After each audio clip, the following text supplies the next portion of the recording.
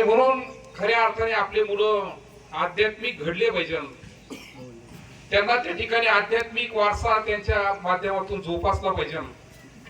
आणि जिथं जिथं अशा शिबिराचं आयोजन केलं त्या ठिकाणी आपण सर्वांनी मिळून पक्षपातीपणा न करता त्या ठिकाणी जर आपण जर गेलो, आता या शिबिरामधून 90 मुलं त्या ठिकाणी शिक्षण घेत आहे.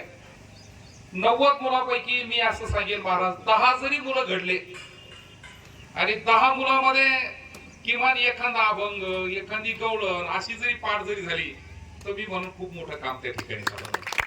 आणि म्हणून आजच्या प्रसंगी महाराज आपण या परिसरामध्ये खूप मोठ्या प्रमाणामध्ये त्या ठिकाणी मुलांना घडवण्याचं काम करता.